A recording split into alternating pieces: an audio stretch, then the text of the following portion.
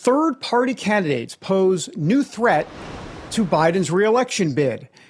A growing cast of potential spoilers to Biden's reelection bid are complicating his efforts to hold the White House. Robert Kennedy Jr. has been running for president as an independent now for several months. Cornel West, the progressive activist and philosopher, whatever, could also be a spoiler. Last week, Jill Stein, a left-wing activist who, of course, is often blamed for Democrats for damaging Hillary's run in 2016, said she will be renewing her White House candidacy for the Green Party in 2024.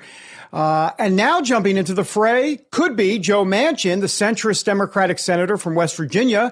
He announced last week that he would not seek a new term in Congress, triggering speculation that he might also be preparing to launch a run for the White House. So, have the so-called spoilers made a difference at all throughout the history of our great republic? Well, joining us now with insight is presidential historian Craig Shirley.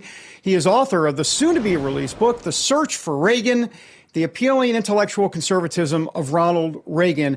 Craig, welcome back to American Sunrise. And are you making an announcement this morning that you also are a third-party candidate? Because at this point, join the race, Craig. I hadn't thought about that, but might be a good career move. I don't. It would get me out of the house, and my wife would be happy because I'd be out of the house. So. Well, yeah, there is an upside to it. But hey, listen, I want to ask you about Robert Kennedy Jr. real quick, because specifically, there's a lot of talk that he would hurt Biden. That's fine. I get that. I think he will hurt Biden. But there are some polls out there that show that Trump's numbers also do go down with RFK Jr. in the race. And let's be clear, the Trump people are not happy that he's running as an independent rather than a Democrat. No, that's right. But I think in the final analysis, David, is that RFK is going to hurt Joe Biden far more than he's going to hurt Donald Trump. Trump's base is rock solid. It can only go up. It really can't go down. Look at all the trials and travails he's gone through, and he's still polling ahead of the incumbent president, whose support is soft, as we know. We've seen the polling data. So RFK and all these other candidates on the left, some voters will see RFK through the prism of being a Democratic family of longstanding. Others will see him as a choice other than Trump, but most voters, I think, will see him as a choice other than Joe Biden. So I think in the final analysis, all these candidates on the left will hurt Joe Biden far more than they hurt Donald Trump. Let's talk a little bit about. I'm sorry. Go ahead. Yeah, that's been the way it has been. No, for sure. But let's talk about historically here, Craig, right? I mean, I think of Ross Perot. I think of John Anderson. I think of George Wallace. I mean, if you think about George Wallace in 1968, I mean, he won, 5 southern states. He won 46 electoral votes. I mean, 46 electoral votes George Wallace won. I'm just wondering if RFK Jr. can somehow win any sort of state. I don't see it at all. But if he wins some states, that's electoral votes. What's your take on that?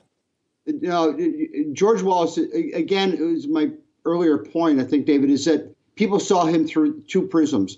They either saw him as being either anti-Hubert Humphrey and anti-Washington establishment, and he ran as a populist, although he's also a racist, of course. But some people saw him through the populist prism.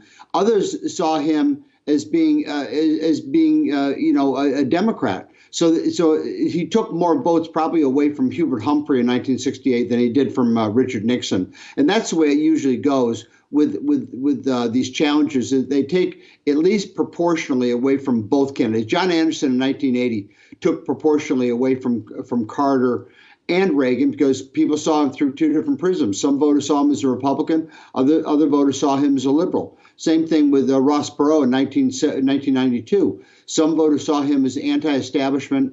So, but it was a place to park their vote other than Bill Clinton. Others saw him as being more conservative than George Bush, so they voted for him. So he was such a unique candidate, and was such a volatile year that he was able to get 19%. I really doubt that RFK Jr. is going to get 19% of the vote.